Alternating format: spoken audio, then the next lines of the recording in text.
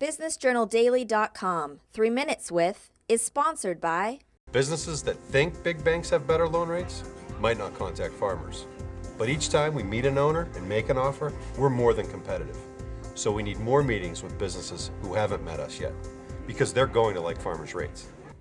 I think if you look at the past 15 years, we've had a focus on diversifying the industries that we serve, trying to find good outlets for the products that we manufacture that go into those specific industries. So we've expanded into the truck trailer industry, which has a high material content, which allows us to streamline the cost structure directly from the producing mill through our on-site still service center into the roll forming of the parts.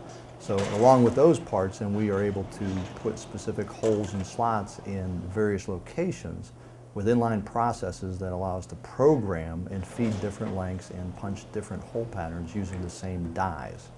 So that's created a competitive advantage that's allowed us an inroad into the truck trailer industry.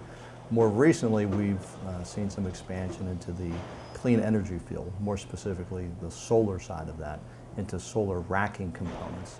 So again, a similar story as the trailer side, high material content with very specific hole and slot configurations needed for their industries. So I think flexibility is a key component of the growth over the past 15 years.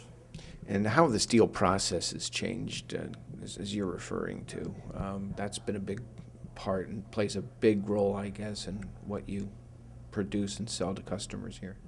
Yeah, I mean, overall, from the processing side of things, again, the ability to put holes where you need them to create part-specific patterns that are functional to our end customers. So it allows us to supply a complete part that our end users can take to the point of use or assembly and eliminate secondary punching or handling operations within their facility. So it's all about value-added components that lower our customer costs.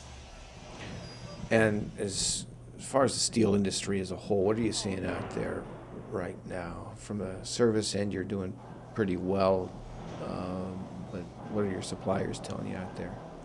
If you look back into late 2013, demand had built up a little stronger, pricing and lead times had gone up, and what we saw transitioning into this year is a little bit of softening in that position. So we don't think demand early on was as strong as anticipated at year end, but we're seeing pretty steady volumes on our end.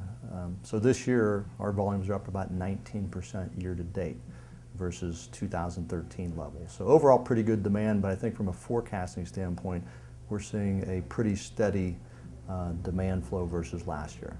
And as far as your business is concerned, over the last 3 years, you've also achieved significant gains. Can you tell us a little bit about that? Sure. If you look back to the depths of the economic downturn in 2009, since that point, we've more than doubled our business in revenues. Last year was a record year in volume where we were able to ship over 100 million pounds of steel to our end users. So pretty significant growth over the past 3 to 4 years. BusinessJournalDaily.com 3 Minutes With is sponsored by Businesses that think big banks have better loan rates might not contact farmers. But each time we meet an owner and make an offer, we're more than competitive. So we need more meetings with businesses who haven't met us yet, because they're going to like farmers' rates.